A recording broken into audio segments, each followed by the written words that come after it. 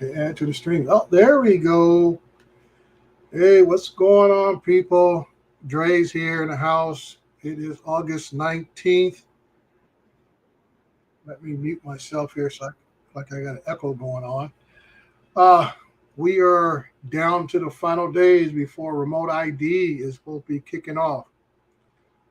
I have my doubts, but I'm just trying to read the tea leaves out there. You can't actually enforce something if people don't have access to it, and I'll leave it at that. Hopefully, Adrian will pop in here in the next few minutes or so. I don't know where he's at. He texted me a while back to see if I was going to be in. So I was rushing through trying to upload a lot of my images today from the roof inspection that I did. But we'll sit here and shoot the bull for a minute, let more folks come on in from the other shows.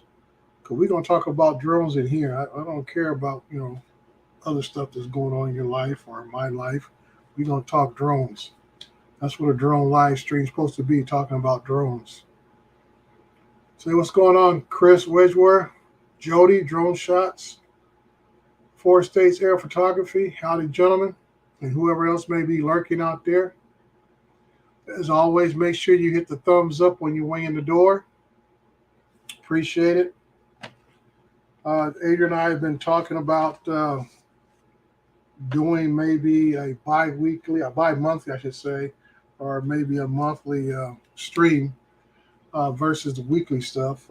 I know he has a lot of things going on with his family, and so to speak. Sometimes I get tied up with work, drone work on the weekends. That's why I do most of my drone work is on the weekends.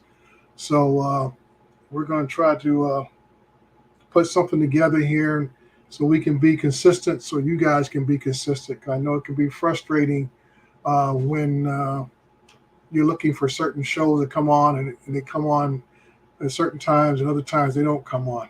I don't know why my camera's freaking out, but we'll work it out through there. What's up, MEU? Drone 4K. MEU, is that for Marine Expeditionary Unit? That's the only MEUs I know. What's up, Paul? Glad you made it in, partner. Okay, you just listen in. I don't want you doing anything while you're driving. Just listen. Be safe on the road. Yeah, I know, John. We follow the guide, but sometimes, we need. I guess we need to update the guide, or we need to update. is what I'm talking about. Is that we need to update ourselves, and I think a few other folks need to update their status and maybe update what their shows are all about. So, like I said, I got to sit down with Adrian and find out what we're going to do. Is it going to be weekly again? Or are we going to do it monthly or somewhere in between? I think for me personally, monthly kind of suits my lifestyle a little more and stuff. Yeah, Johnny, I get it. Sometimes it is picking hard because we do have a lot of overlapping on certain days where we have drone show right after drone show on top of drone show, and other days we don't have nothing. And that's why I tell some folks, there's 7 days in a week. I'm sure you can pick one of those days and figure out, you can fill a slot. For me on the West Coast, it's still, like I said, just after 6 p.m. here. For you guys on the East Coast and parts in between, it's a little later in the evening. And those folks overseas, it's like I said, it's getting into the morning. So I can tell some people, I say, don't be ashamed to go on midday. You'd be surprised at how many folks will pop in. I think Bob over at Old Farts has a great formula for his noonday show on Wednesdays. He's got pretty much a captive audience, and I say it's 12 noon Pacific Standard Time, but he's like 3 o'clock in the afternoon Eastern Standard Time, and those folks who chime in overseas, it's dinner time for them around 6 p.m. or maybe a little later. So there's plenty of slots out there. It doesn't make much sense to bombard the folks out there. Our community is not that large overall. When you look at talking about regular camera drones, FPV people and stuff, and I think it's good that we have a mixed audience of people to come in and enjoy the shows. You need some help there? Yeah, the paper keep blowing up. I can't get it. Okay, there you go. Thank you. So, hey, Maddie, how you doing? So, like I said, we're going to try to keep it drone related here. I'm just trying to hopefully Adrian Kipper. He asked me, was I going to be in, and he don't show up, and it's 6:06 on my clock. So, like I always tell folks, if you're on time, you're already late. So always show up early. The last couple of weeks have been busy for me. Like I say, a lot of my projects are kicking up in the high gear. I think I have one that ended early this month, and I'm going to September and find out that some of my long-term projects are going to continue. That's always the push when you do commercial work is how long of a project or how long you're going to be on. The one-off work is kind of like the gravy, the icing on the cake for me. Like today was a one-off. It was a very lucrative one-off. I spent about 4 hours out there, so it was well worth it. But I am the type of person, I like those long-term projects that last for months, or like one I have that's been going on for 2 years. That's just like a regular job in a way where I can count on that money coming in month after month, which means I can, figure out, okay, do I need to buy more batteries? Do I need to maybe spend money on a drone? Whatever the case may be, because I know I got money coming in so I can spend it when I want to spend it. And that's what I've done this year. Like I say, for me, it's all about running it as a business. And that's why I do things at certain times of the year, all that kind of stuff, because I'm calculating what my tax level is going to be for the next coming up year. So that's all the different things I look at, what I get into and so forth.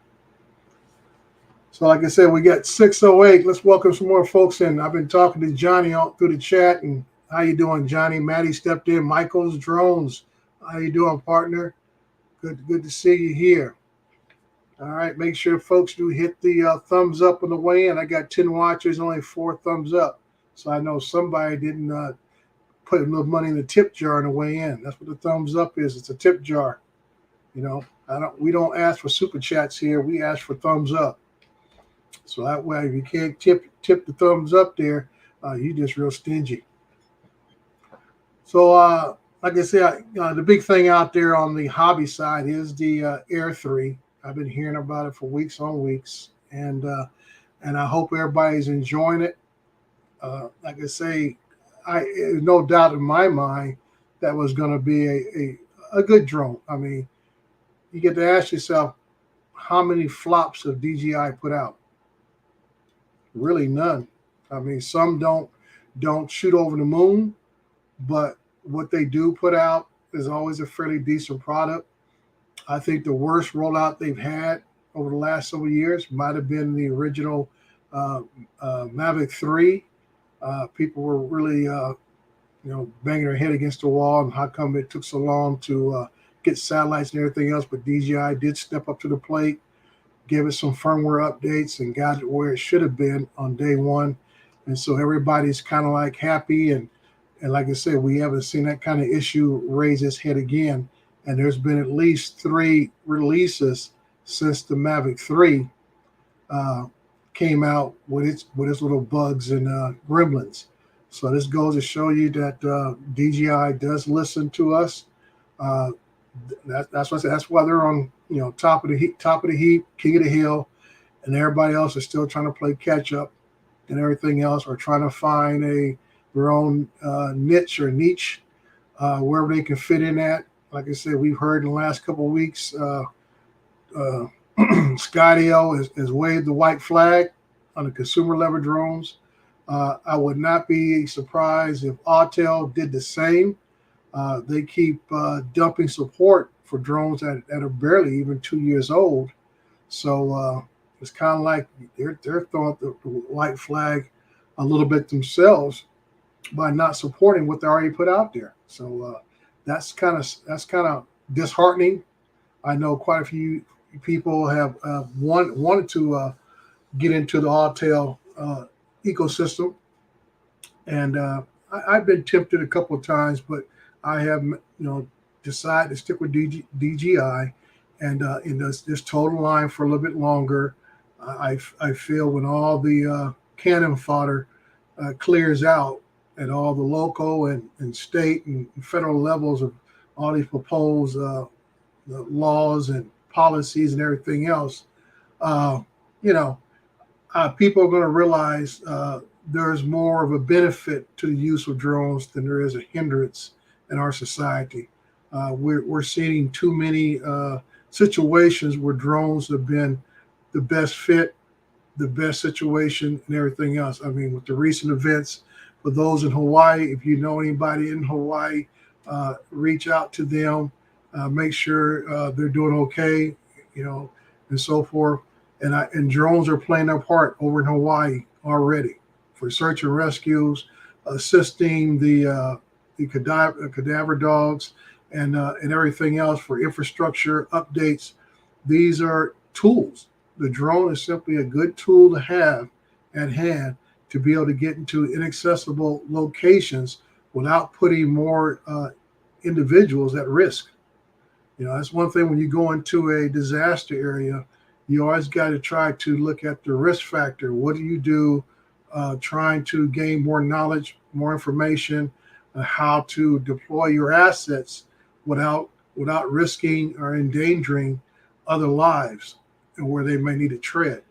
So a drone has been deemed very valuable in those areas. Hey, how you doing, Flying Fin Media? Glad you can make it in, partner. Good deal. Good deal.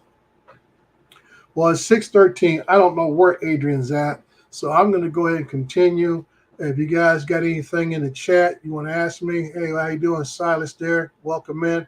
Like I said before, make sure you guys hit the thumbs up. I got 12 watching, only got 5 thumbs up. I don't want to have to call Gary up in here, do I, to get you guys to get the thumbs up going here. I know quite a few of you guys have been down at Minefield today. I hope everything worked out well at Minefield. Nobody got their signals crossed or anything like that. We don't want any more drones going down for people that's not being considerate of one another's signals, because we know that happens. So that's here and there. So I hope the guys over at Minefield had a good time today. I hope, like I said, everybody was safe flying. Hope a lot of folks got to see people who they've not met before, and it's always good to see old friends you haven't seen in a while. Well, I'm going to go ahead and continue on. Today, I had a chance to get my M30T out and really stretch his legs on a good job project. I had a large aerospace facility that I was able to do roof inspections on, and I must say the M30T did its thing today. And I used both drones. I had the Enterprise Advance out and the M30T, and both those drones together are an ideal tandem. I mean, like I say, the biggest drawback of the Enterprise Advance is the controller, not in distance or anything like that, but the controller only can handle maybe 6 flights. So what I did today is I started off with the Enterprise Advance. I flew about 5-6 buildings, and then the controller started getting real low. And I found out today when the controller gets down to about that 2 bar level and stuff like that, I know for mapping, I don't know what does anything else, but I know for mapping, it starts to act a little wonky and doesn't want to, load the maps up and all that kind of good stuff. So I found that out today with that original OG smart controller. And I'm lucky I had the M30T out there. So all I did was load that puppy up and went ahead and did some of the larger buildings there on the facility. And while I was flying those, I keep a portable charger with me when I go out to the field. I charged that original smart controller up. And while that M30T was flying, that original controller was charging up. So about the time I finished with the mapping of the 2 largest buildings on the facility, my original smart controller was back to 100%. put those batteries in there, and I was rocking and rolling for the rest of the day. Oh, look who decided to show up to his own show. You know, I guess you and Lionel Richie been hanging out lately, huh? I mean, he had to cancel his show while people were at the concert. He couldn't make it, blaming traffic. So that's what you gonna call today? You gonna blame traffic? No, I'm actually gonna let you go ahead and get it all out. Oh, that's all right, man. I'm just filling the space, you know, talk a little here and there and stuff. You know, let's talk about my day to day. Like I said, I was telling people I had both the Enterprise Advance out, the M30T. The project was a total of 18 buildings, and so like I said, I spent 4 hours mapping 18 buildings today out there, and it was a good experience of having both drones out there. And it came in handy. When, like I was just telling them, when the controller, the original smart controller, only handles about maybe 5 to 6 flights, period. Yeah. So once it died down, I was able to kick in the M30T, let it do its thing with those big old batteries, and while that was flying, I was charging up the original smart controller. So when I got done with the M30T, just kept it rolling. Just switched over drones. Got the controller back up, and we're on the road. Hey, how you doing, Chris? Sunrise Media. I do want to go ahead and welcome and thank everybody that's actually in here in the chat. I really appreciate it. I actually was late because I was actually giving the little one a bath and also put it out to bed. So that took me a little bit longer than I thought.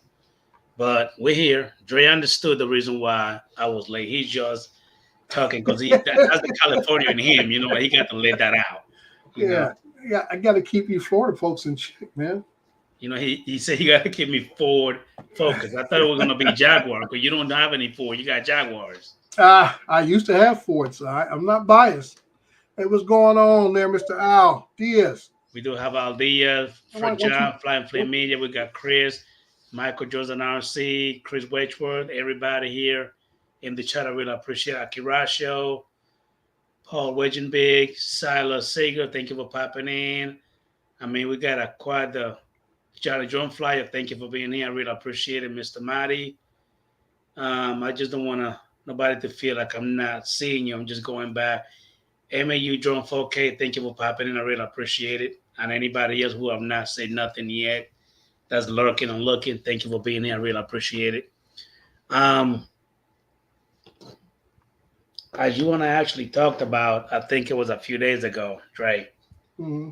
There's a lot of hoopla about the remote ID, and you can see what's the name of the stream is Remote ID News and Info.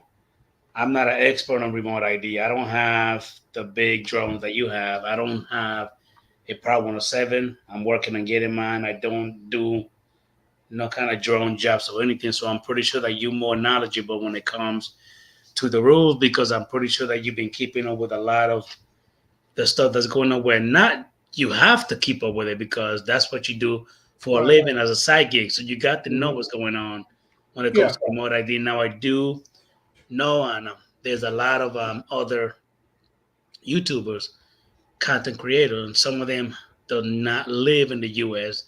They don't pay taxes in the U.S. They don't live here. They don't have any property. They don't even know nothing about the rules, regulations, or FAA things that go on here in the United States of America. But yet they believe that there's some kind of influence, and they actually kind of influence others to just listen to their bullshit. And I'm going to say it again. You might not use the word, Trey, but I'm going to say it. A lot of people listen to their bullshit. But you have to know that if you don't live in that country, you don't have to go according to the laws that they have. You go according to what the laws are in your state. If you are either in the 50 states. Right. And I just had to go ahead and lay that out because, again, I've been watching a lot of bullshit. I don't need to mention them. If you're watching, you know who I'm talking. You know I'm talking about you. Yeah. But I don't know why a lot of people are so bent over backwards about the FAA and the remote ID when it comes to DJI or anybody else. Well, because Dre, I'll be right back. Go ahead and keep going. Okay. While he's gone, I'll get my little stick on remote ID. Remote ID, it is what it is. Okay, it's just like at my age, I remember when it wasn't required to have seatbelts in cars, and people were upset when they started mandating seatbelts in cars. Well, once they got all the the automakers online, it became that's the way it is. You wear a seatbelt. Ain't no ifs, ands, and buts about it. And like I say, I'm trying to read the tea leaves because, like I said earlier when we first came on here, I'm not concerned about I call them agitators or instigators about remote ID. And people have their own reasons why certain folks are stirring a pot. And my thing is, it has really nothing to do with trying to create this great movement of non-compliance. Each individual will do what each individual will do.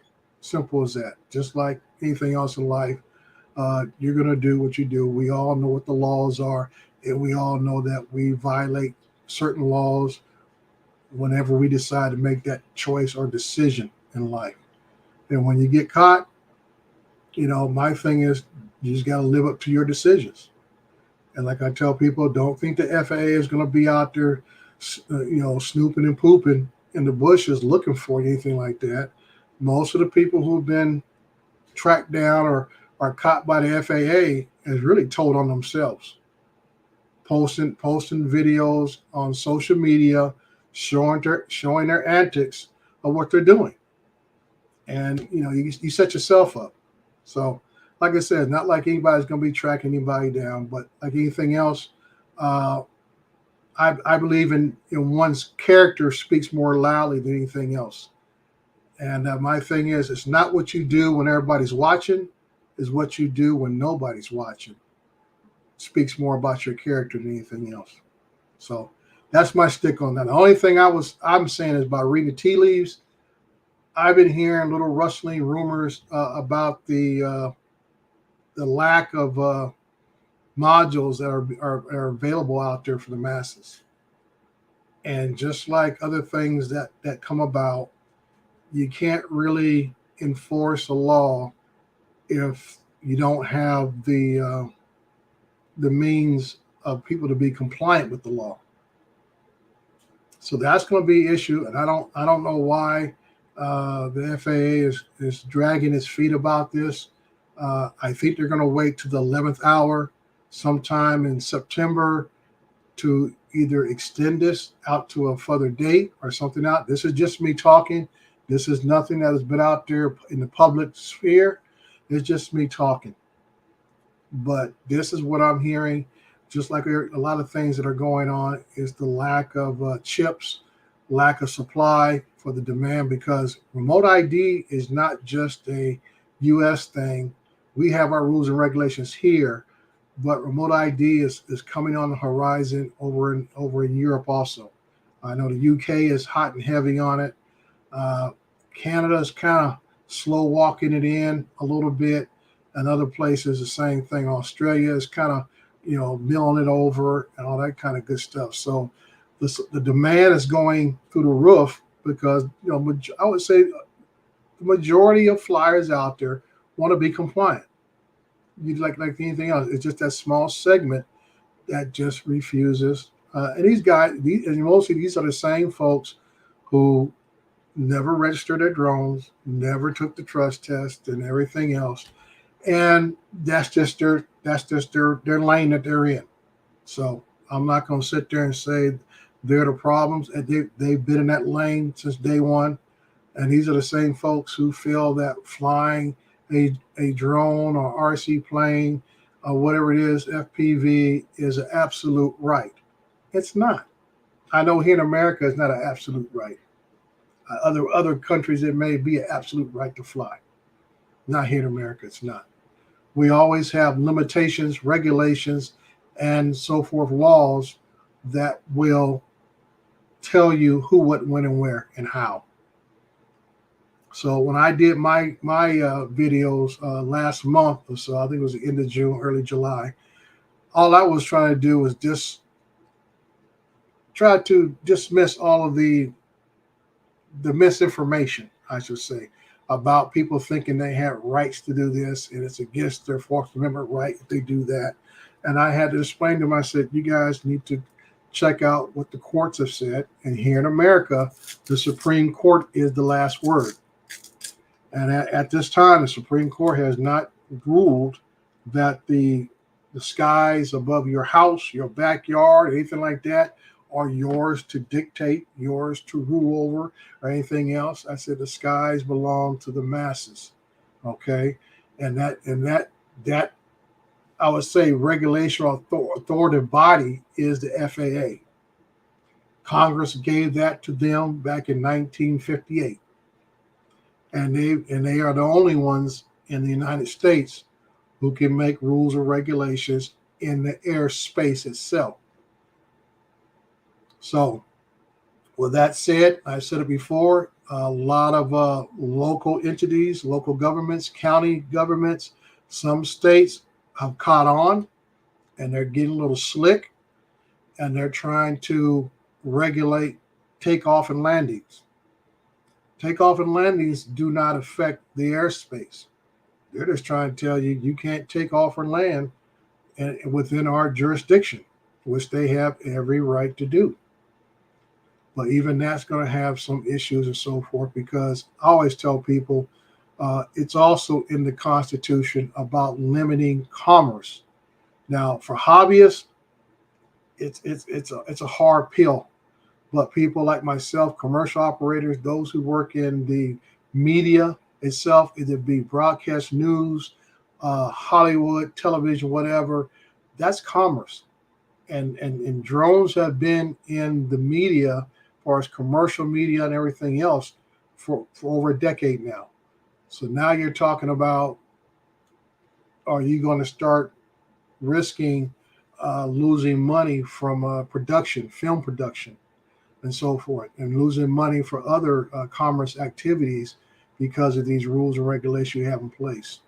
Like I say, the most recent one that is coming to effect is the New York City one, where they want to charge you $150, and that's not even guaranteed that you get approved.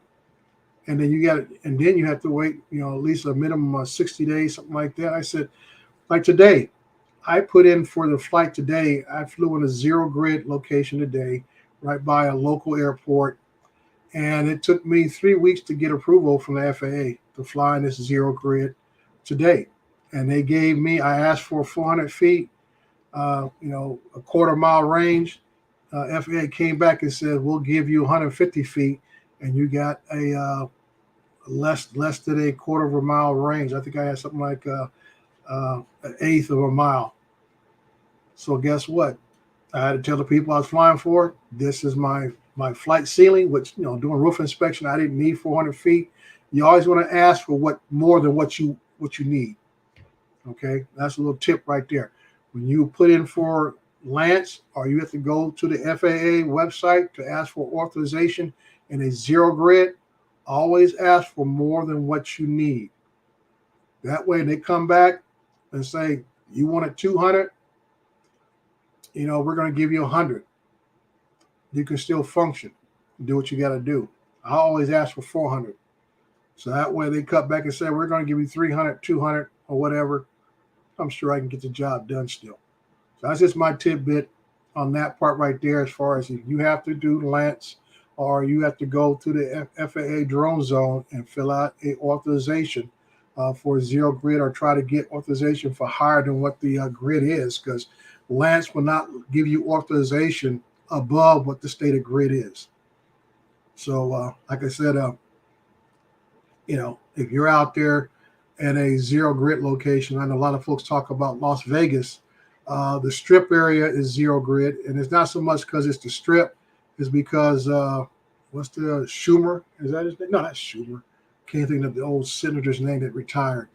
They renamed the airport after him. It's because of the airport that sits right behind it. And you go down Las Vegas, South Las Vegas Boulevard, that airspace overlaps with the little small executive airport in Henderson, Nevada. So there's a lot of zero grids leading towards the Strip over by the stadium and so forth. A lot of people have still gotten authorizations and so forth. But that's just to let you know, it's not because, like here in Southern California, Disneyland has a permanent TFR. Okay, it's in place, and it's because of the massive amount of people, the entertainment value of the location, all that kind of good stuff. They don't want anybody to be able to get footage of what goes on inside the park, and they definitely don't want anybody flying. Okay, go from there. So these are kind of like the different rules, not rules, but reasons why certain locations can get no-fly zone status. It's not always just for jails and certain critical infrastructures, even, like I said, amusement parks. And like we all know about the stadiums situation for sports teams and all that kind of stuff. Disneyland has a permanent TFR 365 days, 24/7, day or night, okay, on their situation there. So you may have these similar situations in your area where you may have events or locations that have large gatherings of people. And that's why we always tell folks, check your drone zones, as far as what your authorizations are. And I always say check multiple ones. Don't rely on just one. One may miss it where another one has it. So those are things you need to check out for. I know that irks some people who feel like, I just want to go out and fly and not have to do this and that. I say, you know what? It's just like anything else in life. You go out and get in your car, you keep the oil change, you got to put gas in it. I want to look up with guys. I hate stopping at the gas station, dude. I hate it. I don't know why. I just hate. I feel like it's an insult to me to have to stop for gas. But I don't like electric vehicles either. But I know it's a requirement for me to drive that car. It's just a requirement. So I do what I have to do to go where I want to go and drive what I want to drive. It's all part of the package. So I know Johnny has the Air 3. Who else has the Air 3 in the chat? I like to, find out more about it. Paul Reginald, I rode a bike. Well, I wasn't a bike officer at one time. So I rode a bike since those days. That's about at least a good 20 years ago, 30 years ago, something like that. Yeah, this old man don't ride bikes no more. The only place I run, I don't even run inside the house no more. I take a brisk walk to the refrigerator. That's about it. That's about it. But I tell you, I was hardcore back in the day, Paul. I remember when I was stationed up in Portsmouth, New Hampshire, and I would ride my bike into the base. From pick the base was actually, the gate was in what was called Kittybunkport, Maine. I'd ride my bike across the bridge. It's about maybe a 3-mile ride, one way. Ride my bike into the base and ride it back out on the way home. That's when I was a young buck. Had all that energy, but not anymore. I like that song that's real popular. I see it on a lot of short stuff with a guy. I think the name of the song called 7 Years Old. I like the part where he talks about, I'm about to turn 60. Well, I'm already in my 60s. So like I say, I can agree with that. I want my kids to stop by and check on me about once or twice a month and, just kick back and go from there.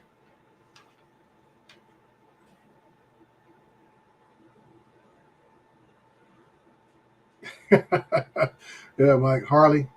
I just never was a Harley type of guy. I've always been, back in my college days, I had a Kawasaki 750 2-stroke. That thing would get between the lights so quick, make your head spin. That's the last bike I had myself. I almost started to buy another one while I was in the military. And I was in the shop with my wife, and this guy came in with road rash all down one side of his back, this backside stuff. And we know my wife and I are just in there looking at, some bikes. And you can hear him and the guy behind the counter chit-chatting. And they're talking about, what happened to you, man? So I had to lay it down, man. This guy, cut in front of me. I couldn't stop. My wife looked at me and said, let's go. That's the last time I went to go look for a bike. That was it. So I had to get over that stage in life. But getting back on the drone topic, like I say, there's nobody else that has the Air 3 besides Johnny. Chris, you didn't get to fly Russ is an Air 3?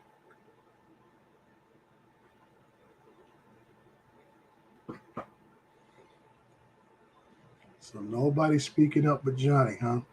Man. Because I know you guys want to keep talking about drones I fly. So I need to talk about with the ones you guys got. Well, let me ask this question then. Does anybody in here in the chat have a remote ID module? Does anybody have one at all? Because I keep hearing these crazy requests in Facebook groups, people asking what software do they need to use because the one they've been trying to use doesn't find the drone. I'm thinking, well, that should be a good thing. Because that's one thing everybody's upset about is people knowing where you're at while you're flying. I said, if this software doesn't work, because I was under the impression, I was talking with somebody about it about a month or two ago, and Lon was telling me that I had it all backwards about my phone and this and that, and I'm like, dude, and now it's coming out. People are not able to see these drones from these phone apps, and I think it's because it's a closed system. Because the couple of modules I've seen that once you attach the module onto the drone, if you have one that's self-contained, you have to add that software onto your phone, and then it connects. You have to create that closed system of you have to have the drone's software so the module and your phone can talk back and forth. And I don't know. Like I say, I don't know it all. I'm just going by that, seeing some things, trying to read the tea leaves, that this may not be the death of flying drones that so many people think it is, and people think they're going to get mugged out there for their drones and stuff. And I don't know what to tell you. If you live in that great of a fear, maybe, in my opinion, maybe you should just stay home. As simple as that. When I'm out flying, I'm always got my head on a swivel. I'm always, like I tell people, like I tell my workers when they're out there in the streets in public works department, never let anybody walk up on you. Keep your head in a swivel. You address them before they address you. That way, that person who is walking towards you knows that they are aware of your presence. So like I tell people, I'll say, how you doing, partner? Not that I care how he's doing, not that I'm concerned about how he's feeling, but just the fact that it is, I want them to know that I'm aware of their presence in my area, and I'm not going to let them walk up on me without me knowing about it. And if I feel there's some kind of intimate threat, I'm able to assess it at that point and take whatever necessary actions I need to take. We were doing, I think some of you guys saw the picture I posted during the week where we had to basically not evacuate, but basically we had to shut down a building here in my city. It's a sad situation. There's a guy who had a defunct one of fly-by-night colleges in the central part of the city. So once the college had been defunct for a couple of years, so he got the bright idea, I'll use the little dormitory that he had, and he offered it to the basic folks who have been homeless and other low-income individuals, and basically the least among us. And he's trying to basically how these folks move into a college dormitory or converted building into a college dormitory. One, the building is not ADA compliant. If you don't know what ADA is, it's not handicap compliant by any means necessary. It was in very much disrepair. We had open wires. The basement had water leakage and mold growing. So it was very poor conditions and everything else. And as the slow wheels of government goes, it's taken us 6 months to get to that point. Now, we offered everyone in that building vouchers and other means of housing for what they need to take care of. Because in this building, there were families in there, families in rooms that were only built for 2 students. And now you got, families in there with 2 to 3 kids. Just not going to work. And and this guy was charging $600 a month. So based upon the calculations and numbers of those occupying the building and everything else, this guy was raking in close to $100,000 a month, collecting this rent from these people who didn't really have the money to spend in the first place.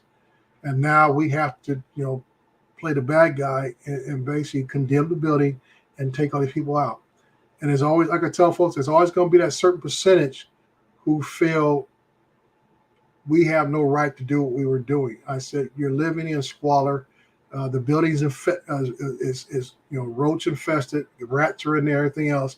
We can't allow this to happen because it just capitalizes on down the road to other buildings next to it and everything else. And the ironic thing is the building that these people were living in is the old police department building back in the 90s. It was the police headquarters back in the 90s. So this is one of the things, one of part of the duties as what I do for my city. I get to have my hand involved in these type of things. They ask my opinions, and I have to step in and say, "Hey, this is the building is not occupancy conducive for this environment. You just can't have people living in this kind of conditions. You got to do something. It was a health and safety issue." So that's what that picture was during the week about. We had all the cops out there early in the week. We had all the social services out there, even though they've been out there for months. That was a big, almost last chance day to come out there and get whatever services you needed to help you and your family out to transition to more better housing, whatever we can find for you, and go from there. So those who saw that picture, those who commented on it, that's what that was all about. Part of some of the other duties I have to look after in my city. But like I said, we're talking about remote ID, Lon, when you popped in. Welcome, Lon. Good to see you, and partner. And I was just telling them, it's just when I'm out, always keep my hand on a swivel. Never let anybody walk up on you. All that kind of good nature stuff that, I learned years ago, military training, police officer training, all that kind of good stuff. Just, you got to be aware of your surroundings. And I know that's hard for those who fly FPV. When you have those goggles on, you are immersed. Your vision is focused on that drone and those goggles, which means your other senses tend to dim down a little bit. You don't hear everything like you normally would hear if you're not totally immersed in one thing. That's one thing as a human being. Once our senses are focused, we get that tunnel vision. A lot of other things tune out. You don't hear things like you normally hear. All that kind of stuff. Even that natural sense of presence of something coming around you, because your eyes are so focused on something else and trying to, be focused on something else. So, hey, Andrew, how you doing? Good to have you in here, partner. Hey, Joel on the Bayou. Howdy, partner. Glad you can make it here tonight. Because once again, as always, make sure you guys click the thumbs up. Appreciate it. I don't want to sick Gary on nobody. I know he's down at Minefield. I think he went to Minefield today. And so I know a couple other folks were down there. There you go, Lon. Situational awareness. And that's not just for your drones. That is for your personal safety. Is your situational awareness and stuff. It's key and stuff. And that's one of the biggest things that they talk about, even in the trust test, obviously in the Part 107 test. They give you several scenario questions, and they ask you which one of these categories does it fall under. And a lot of time it's situational awareness. So that's one of those key things. So like I say always, I want everybody to fly safe, be safe while you're out there flying. If you're one of those folks who do dwell in the FPV side of life, do yourself a favor. Fly with a partner. If two of you are out there, the more the better. 2 or 3 of you guys out there is even better. I say 9 times out of 10 is when you're alone, is when things happen, unless you have certain things that trigger you to keep you on your toes. I mean, just like I tell my parents, my dad's 92, mom's late 80s. I tell them people view you as a target more than anything else because you're advanced age. And I said, that's why I tell them, hey, don't go out at night. You know, plan out your trips in the daytime. Don't go anywhere isolated. Stay away from ATM machines, all that kind of good stuff, because people there are looking for easy targets. And I even tell my wife when she goes out to the gym in the mornings or goes to the store, even my daughters, when they try to say, be safe, don't be looking down at your phone, preoccupy your phone, keep your head up, know where you're going, be aware of what's going on around you at all times. Because most of the time when something happens to people is because they are not situational aware of what's going on around them. You know, so like I say, it's for your own good. No matter what you're doing, where you're going, is be aware that can save you more than anything else. And like I said, if someone walks towards you, address them first. That puts them on the back foot, so they know that you know they're out there. So that's about it. Hey, Lon, you guys coming out to Vegas next month? I think I heard Ken said he was coming out. I know what's his name from it's Pilot Institute. I guess they're coming out here to Vegas, and I think they got a couple of things going on in Colorado in late September also. I really want to go to this event in Vegas. I even actually already had my ticket to go for the event, but my wife couldn't get the time off. So like I told somebody else the other day, I like being married. I like keeping my stuff. So I got to put the brakes on that and everything. So hopefully next time we'll be able to coordinate it, because I really want to start going to these different events. Believe it or not, if you get the opportunity, it's really an eye-opening events that you can go to that really give you a little more insight on what's going on in the drone community. You know, it's not just what's going on here on our live stream and everything else. It gives you a chance to talk to these people at the higher levels. You know, they might be reps or might be the actual, manufacturers. A lot of dealers are there, and sometimes they'll tell you what they're getting, because these folks are in constant contact with the actual manufacturers and everything else, because it's part of their business. They need to know when their next supply is coming through. And just like I said, when I bought my Mavic 3 multi-spectrum, I have been calling around looking for a Mavic 3 Enterprise itself, and it's not for me reaching out talking to Zach over at DroneWorks. I may not even consider the Mavic 3 multi-spectrum, but everybody else didn't have them. I tried dealers out here on the West Coast, most of the folks on the East Coast, and I gave Zach a call. And he said, hey, dude, don't worry about the regular E. The M is just as good. Plus, you get the multi-spectrum stuff if you're even thinking about going that route down the future. The camera on the multi-spectrum is the main camera is the same camera that's on the regular M3E. So you're not giving up anything. You're actually gaining something. And he said the price is basically the same. The only difference in price is the RTK module, which I already had in the works to buy the base station. You know, like I said, I'm looking to level up what I do, and going full tilt RTK is the next level for what I do, which is, like I said, you guys know I do primarily mapping work. So, like I say, for me to be able to continue to gain different jobs in this industry, you got to be up there, like I say, moving up the ladder to where the big boys are at.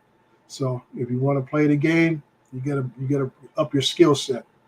So that's why I went the route that I did. That, as I get close to retirement, I'm 3 years down to go, and so I want to be able to say, okay, I got this, I got that. I took all this last few years to really get it hammered down, know how to do it, know how to set it all up, everything else. Like I said, you get out there, boom, bam, get it done, and you're out of there. Because like I said, a lot of the clients that I deal with have asked me about remote RTK.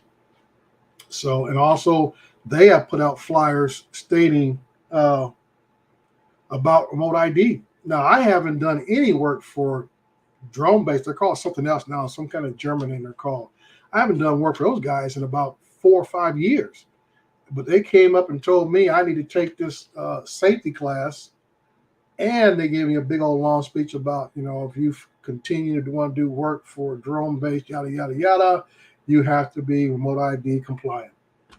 And not that I know how they're going to be able to prove that or not. I don't know, but that's the word they put out.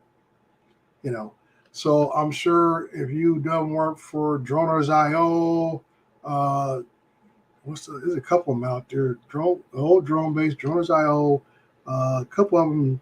Like I said, I've done work with Fly Guys, and I've done someone with Trace Air, a couple of these different places and stuff.